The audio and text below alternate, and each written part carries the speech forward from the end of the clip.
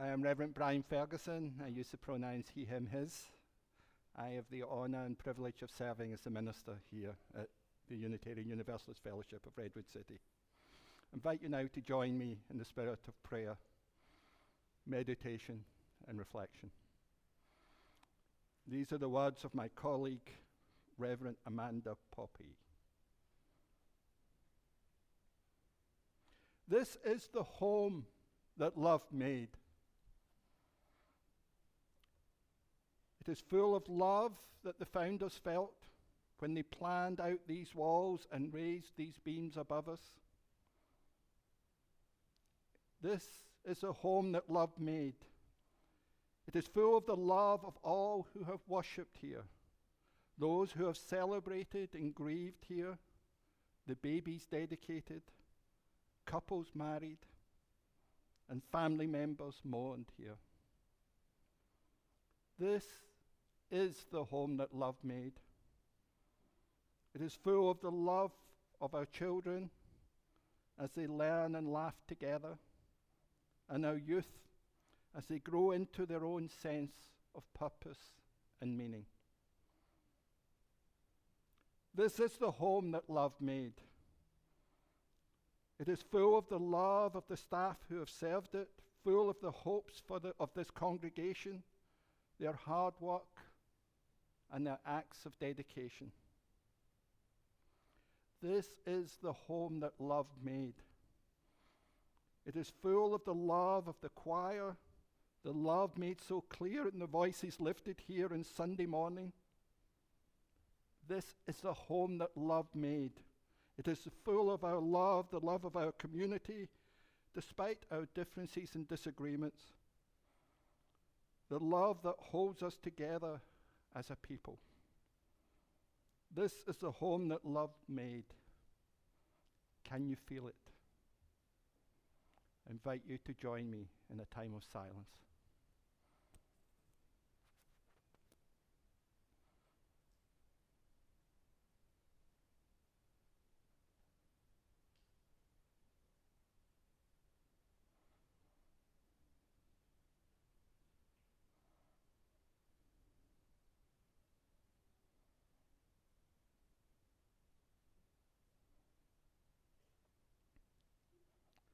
May the love be with us always.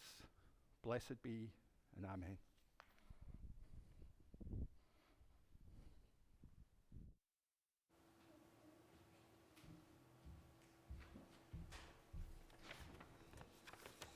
I have a reflection for this morning. Around Valentine's Day, a past Valentine's Day, my toddler grandson asked his mother, "How big is my heart?" Mommy said, "Make a fist and hold it to your chest. That's the size of your heart." And he said, "Oh, no, Mommy, it's bigger. Otherwise, how could it hold all the love?" That mommy love that infuses a child softens our hearts when we see it or hear it. But it's not just a reminder of the very bestest feeling a child can have. No, this is the love we remember longingly for long after the years have passed, and we are our older selves. We recreate it. We find experiences as adults that call us to the very best inside of us, that take us back inside that love.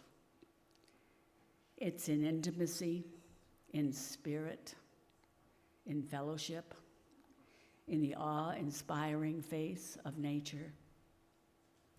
We have these experiences of great love. There are times we also are infused with such happiness and warm feelings. For me, I find such feelings in the spirit of fellowship, such as sharing the heights of spirit together in this room, in the sharing of a meal or a song, or dancing badly with each other.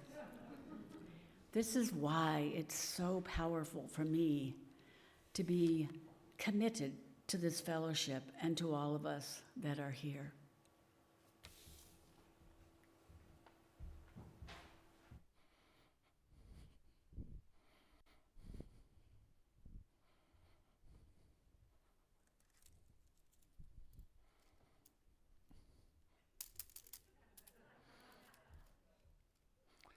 There's been some behavioural problems here at UUFRC.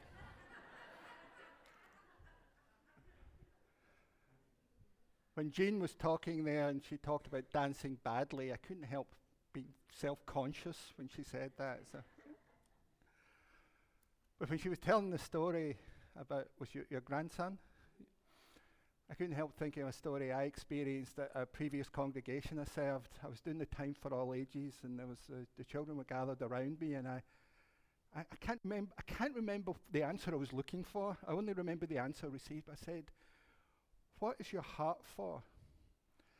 And this 7 or 8 year old boy put up his hand and said, "The heart is for pumping love through your body." The heart is for pumping love through the body. And I love that image. And I love that image for a religious community, that idea. What we're trying to do here at UUFRC is, pump love through each of us, but not just there, taking from the love from here out into the wider community. Because the world needs more love. Our community needs more love. And I hope that when we leave here, we feel full of love that we can take out into the wider community. And that's how I want to see love grow. I want to see it grow here, but not remain here. I want it to grow beyond these walls. But what is love? I mentioned back in the beginning of January that I think rather than coming up with definitions of love, we need to come up with stories about love. What stories do we want about love that we can tell that inspire us? And this story I first came across as an African folk tale, but it's also I've also subsequently found it's part of the Aesop's fables. And it's about this father, a farmer, who has this family who, they love each other, but they fight and they don't get on. And it's okay, these weren't beating sticks, just so I don't want you to worry about that. But he's trying to think, how can get the family to just work together? Because they do love, I believe they love each other. And so he thought about it, and then he started to get really ill, and he was worried, like, I may pass, and my family's still fighting, what can I do? So he called his whole family to his bedside and said, I want each of you to go out into the field, into our land, and bring back a stick. Just bring back one stick. And so they each went out and got a stick. And the father asked him, please come here and give me one of your sticks. And so they gave him one of the sticks. He said, watch this. And he broke it. He said, that's what each of you are like as an individual. He said, now bring me some thread. And so they brought him some yarn, and he tied all the sticks brought, he tied them all together in a knot. And he said, now try and break it. And even the youngest and strongest of the sons couldn't break it. And he said, that thread is the love that connects each of you. And if you don't have that thread connecting each of you and realizing that it binds you together, then the love has no strength. The love only has strength when it brings you together. And it's interesting, if you actually look at the root of the word religion, it goes to the Latin regere, which means to bind together. Religion means to bind together.